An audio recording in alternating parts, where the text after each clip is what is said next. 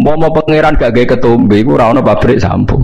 Ora ana karyawan. Lah iya mletene ngono rezekine kok barokah napa kudu, paham iku pangeran. Jane nggih tontonan, iku wis pangeran kira oleh protes.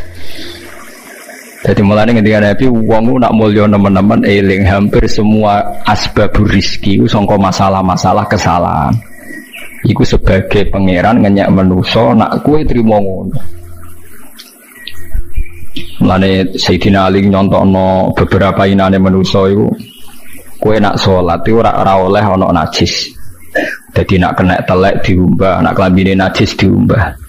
Tapi duwe pertontonan sing naif, rupa-rupane tiap wong salat mesti nggo wetenge. Wetenge ana taeke.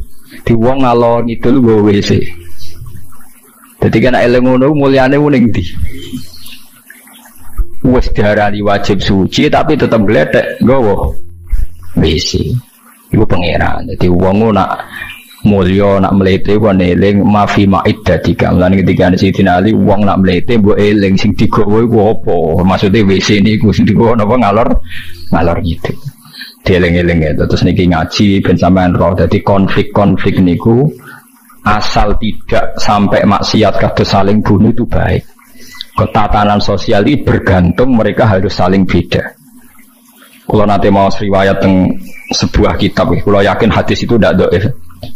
La tazalu ummati fi khairin ma tabayanu. Umatku ini akan selalu baik kalau mereka itu beda. Kalau mereka itu mau nopo beda, tapi jangan dipaksakan beda lah. Ya kalau mereka itu mau beda. Tapi kalau mereka sepakat malah tidak nopo baik. Karena dalam banyak kebaikan ini nggih butuh macam-macam. Misalnya tiang iktikaf kabeh ning masjid, ora ana wong ning perapatan, ana kecelakaan sing nulung sapa? Nek ana kesasar sing ditakoki sapa? Misalnya wong kabeh seneng ning masjid, lah terus keluargane sing ngurusi sapa? Tapi kabeh ning omah sing ngurusi masjid sapa? Wis wae ada di semua sistem fardhu kifayah itu. Mulane fardhu kifayah cara fikih ana salat mati yang ana sing nyolati sitok loro ya wis. Liyane ben ning omah. Lan Imam Syafi'i ngendikan aja geman ulama men tekone salat jenazah. Betul ora teko ae. Nggo nunjukno nek iku ora wajib. Tapi nek kene rawani kan darani sombong. Ya perkara itu tadi, sekali sepakat semua wong sak desa salat jenazah omah kosong, nek ana maling tanggung jawab sapa? Mulane terus fikih damel kesimpulan ciri utama fardhu napa nek ana sing nglakoni wis cukup liyane napa gugur. Mergo kuwatir bahaya nek semuanya melakukan hal itu. Paham ya, terus saniki mulai dilatih menerima perbedaan-perbedaan. Terus umpama manusa ora saling beda, malah sistem ibadah napa hancur. Lahudimat suamiu wa biya'u wa sholawatu wa masajidu napa yuzkaru fiha ismu wa katsiran wa la yansurun nawaw napa mayansur. Niku wis kersane pangeran. Terus nomor kali ayat alladzina immakkannahum fil ardi aqamus shalat wa atawuz zakah. Ciri utama tiang saya itu kalau sudah diberi kekuasaan, diberi kesempatan baik, niku mereka mendirikan sholat, melakukan zakat. Terus wa amaru bil ma'ruf wa nahu 'anil munkar. Mau melakukan perintah bil ma'ruf wa nahu 'anil munkar. Dan ini yang agak sensitif kalau terangno nggih masalah amar ma'ruf nahi mungkarnya. Niki dawuh Ibnu Khaldun nggih, kula kutip. Biar sampean enggak jadi ekstremis tapi ya juga tidak jadi pemalas. Nyata nggih masalah amar ma'ruf nahi mungkarnya. Amrun itu maknane urusan nggih. Amrun maknane apa? Urusan. Manhiyun mungkar maknane aneh. Jadi mungkar maknane apa? Aneh. Mulane darani ma'ruf dikenal nggih. Ma'ruf maknane apa? Dikenal. Mungkar maknane aneh. Iki rungokno tenan nggih. Kula baleni malih nggih. Kaya wong dikeloni ra bojone kan aneh, ora bojone kok ngeloni. Berarti mungkar. Wong ngeloni bojone wajar, dikeloni bojone dhewe. Wong nganggo sepeda motore dhewe wajar, ma'ruf. Wae wong kok dienggo tanpa pamit dijupuk aneh, napa? Mungkar. Sebab itu ma'ruf dan mungkar itu aslinya enggak butuh syariat, butuh fitrah manusia. Nah, kata Ibnu Khaldun, sebetulnya nahi mungkar itu tidak kok kamu ketemu orang maksiat terus kamu paksa kamu jangan melakukan itu. Itu tidak harus begitu. Bisa surahnya itu intiha anil mungkar. Misalnya begini nih yang dicontohkan ya. Ini kalau kutip dulu ya hadis ini. Maro amin kumungkaron fali wajiruhu biyadihi fa illam yastati fa bilisanihi fa illam yastati fa biqalbihi. Terus wa dzalika ataful iman. Begini cara gambarkan.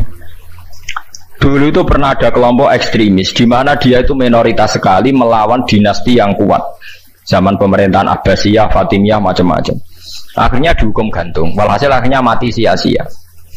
Karena dia tanpa kekuatan mau merubah nopo? Mau merubah nopo? Kemungkaran. Walhasil terus banyak ulama yang menemukan hadis ma ba'asallahu nabiyyan illa fi mana'atin min qaumi. Niki rungokno tenan ya. Dan saya tidak main-main dengan fatwa ini. Allah tidak pernah ngutus nabi kecuali dari kelompok keluarga terhormat untuk menghadap, untuk cara saniki untuk supaya melindungi dari kekerasan sosial. Saya beri contoh ini rungokno tenan nggih ben sampean ora sok pribadi. Kanjeng Nabi ora mangkelno cara wong kafir Mekah, tapi ora dipateni, bahkan enggak pernah dilukai. Mergo Nabi saking suku napa? Quraisy. Sementara sahabatnya karena wong biasa, Bilal disiksa, Ammar disiksa, Yasir disiksa. Tapi Kanjeng Nabi mboten. Mergo napa? Dari keluarga napa terhormat. Padahal wong Quraisy gak seneng blas mbek Nabi.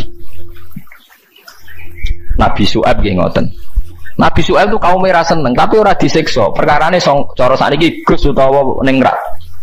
Sampai kaumnya nak muni, ya Syuaib, andekan saya tidak mempertimbangkan keluarga anda, pasti anda sudah saya siksa. Walau la rohtuka la rojamnaka, wama anta alaina bi'aziz. Walau la rohtuka, umpama ora kelompokem, kowe ora keluarga ningrat, wis tak siksa. Wama anta alaina bi'aziz, kamu itu tidak siapa-siapa. Mana Nabi Syuaib jawab, qala arohti a'azu alaikum minallah. Paham ini rungokno tenang. Nah, kalau begitu berarti amar ma'ruf nahi mungkar itu bergantung asobiyah, bergantung satu kekuatan, imma kekuatan legal politik, wa imma kekuatan sistem keluarga maupun sistem nopo sosial. Kalau ndak kamu akan sia-sia. Karena ndak ada nabi diutus kecuali dari kalangan nopo terhormat, supaya masa-masa dakwah disalahfahami itu nggak sampai dibunuh. Jadi wow kasus Nabi Syuaib kaumnya nopo? Kalau napa jenenge walau la rohtuka la rojam naka wa ma anta alaina bi'aziz.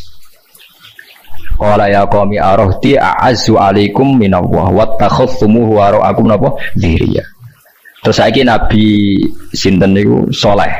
Nabi Saleh juga begitu. Nabi Saleh itu orang terhormat sehingga kaumnya bilang qalu ya Shalihu qad kunta fina marjuwan qabla marjuwan kamu ini jadi harapan kita. Kenapa kamu sekarang aneh-aneh?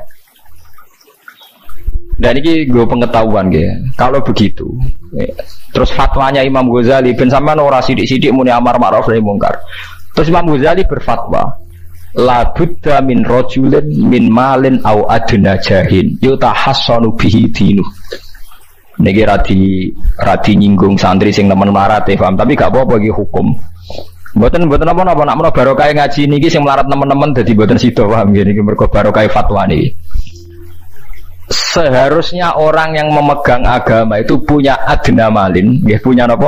Adna malin, harta minimal. Au adna jahin, utawa punya status sosial minimal. Yutahassanu bihi min dini, supaya dia bisa membentengi agamanya. Saiki bayangno misale, kowe ku melarat buruwe wong kafir sing anti Islam. Rungokno nggih, kowe melarat buruwe wong kafir sing anti Islam. Di sistem politik negara yang anti Islam, kowe iso bayangno nglakoni salat. Mboten saged kan?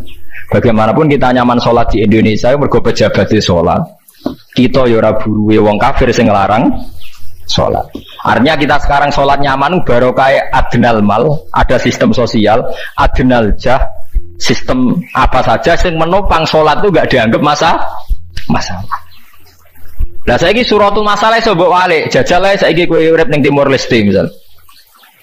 Duwe majikan sing nganggep salat itu masalah. Ada sistem negara misalnya yang nganggep salat itu masalah. Kamu kangelan kan salat. Nah, makanya lah terus sakwise ngeten iki terus ada sistem demokrasi. Begini misalnya suratul masalah. Wong Islam dukung demokratisasi agama itu untung tak rugi. Orang yang kayak Gus Dur, orang-orang kelompoknya Gus Dur dulu berpikir untung. Untungnya begini. Jika non-muslim diberi kesempatan beribadah di Indonesia, maka imbasnya muslim yang minoritas di mana-mana juga diberi kesempatan. Sebagai imbalan mereka di dunia Islam tidak diapa-apain. Tapi orang-orang yang ekstremis enggak, cara berpikir berbalik. Ya enggak.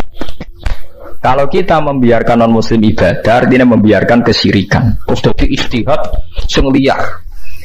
Tapi kita tahu kan, di Ukraina misalnya orang Islam tertindas, di Myanmar, sing ini Myanmar teng daerah ini sing nembe niku Rohingya, nanti di Thailand, di Papua nih, teng ndi teng Phuket ya. Macam-macam lah. Terus di Singapura apa di Filipina itu dulu yang kelompok napa Mindanao. Ini terjadi efek domino kan. Ya kula mboten bener teori ini Gus Dur atau siapa-siapa ndak, ini saya cerita. Setelah ada begitu terus itu udah hanya Gus Dur, zaman Ibnu Khaldun sudah bicarakan itu. Di kula baleni malih, dadi kula suwun sampean nak seneng dhuwit nggih monggo mawon, anggem mawon iku adnal jah wa adnal mal sing dadekno kowe iso nentokno salatem. Mergo kowe nak buruwe wong kafir gak iso nentokno perilaku agamaan, nah, hanya gara-gara terlalu miskin. Lho kula nu ngrasakno, kula nu kiai Kang. Kula niku kiai tenan. Sering dikelui santri sing melarat terus mburuh teng Cina. Gus kula nu biasa Gus goreng daging babi. Niku kula jek ra tersiksa. Tersiksa kula nu nak digengken ngetro anake sekolah teng gereja. Dal kula cilik kula nu mondok. Tapi barokah melarat nasibe ngoten niku. Saya punya cerita lebih ngeri lagi. Ada temen miskin buruh niku ada wong itu wong ya non muslim. Dia agak perilaku sosialnya kacau gitu. Biasanya dia mau cukup kon ngeteroni gon-gon maksiat. Suatu saat bangkrute itu tenanan. Dikai kunci mobil pokoknya golekno paling ayu. Terone omahku waduh, tahu ngaji Fathul Muin wong iki saja. Dia lagi sadar metuki kula nu nangis. Gus kula niku kualat mbek hadis kadal fakru ayakuna kufrun. Fakir itu mendekati napa? Kekafiran. Buat ini saya melarat-melarat ben tobat. Nak melarat kamu ya rada musibah ben roh maksudnya. Buat ini urusan hukum, ora kok nyinggung wong melarat. Dulu dia itu pernah janggal dengan hadis itu. Wong Nabi biasanya dawuh ahyini miskinan, kepengen melarat kok iki kok muni fakir ku ndekati napa? Kafir. Dia ini janggal. Kok Nabi kesane arogan? Biasanya Nabi ku bilang melarat iku ora. Karena dekne melarat kepengen dibela Nabi. Dadi roh hadis kadal fakru ayakuna kufran niku janggal deh. Bareng ngalami nasib ngoten tangisan deh. Walhasil dia metu gak kerja terus metu ikulo mbek nangis. Kualat tenan Gus. Dan ini cerita, sama rasa tersinggung cerita hukum. Berarti kalau sekarang umat Islam berpolitik itu baik karena lewat partai Islam umat Islam itu nanti sholatku gak aneh. Anggap baik ben sholatku gak aneh. Kue duwe di kekuatan sistem sosial yo baik, tapi kabeh nggo jaga keberlangsungane sholat. Ora khaldun nafsi. Sanggap aja di duit gue ngenakno aku nak sholat ana sing larang, tapi nak duitku gantung wong sing ora sholat iso wae aku dilarang sholat. Iku ya wis masuk alladzina immakannahum fil ardi aqamus sholat. Di kula suwun sampean sing melarat ya cita-cita wae duwe dhuwit sing dadekno gampang sholat. Lah nek sampean wis betah melarat, tapi kula melarat lah sholat teng mriki lancar ya alhamdulillah. Jadi kan gak masalah kan gak ada akibat apa. Tapi ki aja mikir ngono, gara-gara melarat temu stuk turunan iso wae anak sing buruh. Sampeyan ngalami hal yang tidak kamu alami. Lho kan mungkin saja saking kowe melarat terus anak sampeyan buruh di Jakarta sing roh sapa? Buruh ning wong sing ora salah. Aja kok mentang-mentang kowe saiki gak ngalami, gak mikir anak lha iku termasuk harus kamu pikirkan juga. Niki syariat. Kowe kudu mikir apa wal yakhsal ladina law taraku min khalfihim napa dzurriatan diafan khaufu alaihim, tetep kudu buat pikir. Mulane ketika Kanjeng Nabi beja-bejane wong iku sing duwe dhuwit utawa pangkat sing yutahassanu bihi min dini, sing iso nggo bentengi napa agama. Anak kowe nglakoni ngono demi anak iku tidak ngurangi zuhud. Bahkan kok Nabi Khidir dadi panitiane anake sampeyan. Iku sing diceritakno ning Ashabul Kahfi. Ketika ana cah cilik anake wong soleh, abahe kabundut. Abai sempat nyimpen emas batangan, geleng-geleng gini. Jadi si orang wong soleh mati nyimpen emas apa? Batangan ora. Mboten niki emas batangan ora Mas. Disimpen nang tembok. Suatu saat tembok ini badhe rubuh. Konsekuensine nak rubuh emas batangane konangan. Nak konangan dipek wong dolim. Lha wae rubuh ditata Nabi sinten? Khidir. Nabi Musa protes, wong karuan tembok ape rubuh kok mbok tata, padahal penduduk kene iku wonge nakal-nakal. Terus jawab Nabi Khidir seperti wa amal jidaru fakana li hulamaini napa yatimaini fil madinati wa kana tahtahu kanzul lahuma wa kana abuhuma sholihah. Jadi fatwa-fatwa zuhud sing berlebihan wong ra oleh nabung ngomong kosong, tak jamin. Itu ditentang oleh ulama-ulama syariat. Karena di cerita Ashabul Kahfi ini jelas kan, wong soleh nyimpen emas batangan ning tembok demi anake, keberlangsungan kesalehan apa? Anake. Ternyata dipanitiani Nabi Khidir supaya emas ini enggak jatuh ke tangan-tangan orang saleh. Toh orang ini ketika nyimpen tetap disifati Allah wa kana abuhuma sholihah. Iku nang nunjukno nak wong soleh nabung ku enggak ngurangi kesalehan. Tapi rasa mbok mafhum mukhalafah nak ra nabung ra saleh innalillahi wa inna ilaihi raji'un ra usah ngono ra usah mbok jero-jerokno pokoke intine iku ana ayat wong saleh nabung iku gak ngurangi kesalehan wa kana abuhuma sholihah. Saiki wong do ora ngalim sing fatwa zuhud berlebihan nganti wong sawangane duwe dhuwit dosa padahal mau dukung awake dhewe paham nggih sing fatwa dukung nopo awake dhewe. Keliru, pokoknya barang gak berlebihan keliru. Lah sing seneng dunya berlebihan, nganti miliaran gak jelas hitungannya. Ya nak cara kula sak sedengan misalnya sak rugen mati ya warisan piro kan? 50 juta. Piro? Mesti bubut anake cek kangelan. Maksudnya cek kangelan ngerjakno. Nah Mas sak karek ngedol lho. Mboten sing bener ya emas utawi ya tabungan lho. Mesin bubur padha karo ngeke penggawean. Mboten kula setuju mbek fatwane Ibnu Khaldun karena berdasar sejarah itu enggak ada nabi kecuali dari keluarga terhormat. Nah terhormat itu tadi terus kata Imam Ghazali sebetulnya Anda harus terhormat kamu jadi presiden atau bupati. Ada adnal mal, ini rumah nonton. Ada adnal mal atau adnal jah yang yutahassanu bihi min dini supaya bisa menjaga agama. Nah sekarang kalau pertanyaannya gimana Gus kalau globalisasi itu tadi? Jangan-jangan misalnya kalau kita ngobong gereja di Indonesia misalnya, terus masjid yang minoritas di negara lain diobong sebagai balasan perlakuan umat Islam mayoritas di Indonesia terus gentenan Islam sing minoritas di negara lain ditindak. Itu jangan-jangan kita termasuk sebab dan teori itu juga sah. Wong pangeran yo mau tenan, cara ora pangeran yo kapok tenan mbek teori iku. Cara ora pangeran. Makanya niku nyata. Wong sahabat itu jenenge sahabat anyar-anyar Islam di over. Kados Ruhin Mustafa seneng-seneng kula atau sofer. Saking overe bedina misoi gereja, misoi watu pangeran niku. Jancuk watu kok disembah. Pangeran opo watu jancuk watu kok disembah. Akhirnya wong kafir malah sebe jancuk pisan pangeran. Pangeran akhirnya kena kan. Pangeran ya pangeran Allah akhirnya kena. Akhirnya ana syariat anyar. Wala tasubbul ladina tu'una min dunillah fayasubbu wa adwam biwairillah. Mat sahabat temu aja oleh misoi pangerane wong kafir. Kurbane aku mat. Jadi jangan kira semangat tuh. Misalnya kayak Ruhin itu semangat ngiyakno aku ora ngiyakno Kiai liya aku ora damuk Kiai akeh. Dadi kabeh mulane Nabi nate dawuh la yasubbur rajulu abahu. Wong jogeman misoi bapake. Sampai Nabi dibantah ya Rasulullah wa hal yasubur rajulu abahu. Mosok tiyang misoi bapake piyambak. Terus Nabi jawab ya subu abar rajuli fa yasubur rajulu abahu. Ya misoi bapake wong, akhire bapake dekne dibisoi. Ya mau misoi pangerane wong, akhire pangeranem dibisoi. Lah pangeranem ku sapa ora Allah kan? Nah, sistem global itu ya teori itu ya mungkin. Jadi kalau Anda berbuat baik sama agama lain, mungkin agama lain berbuat baik sama kita.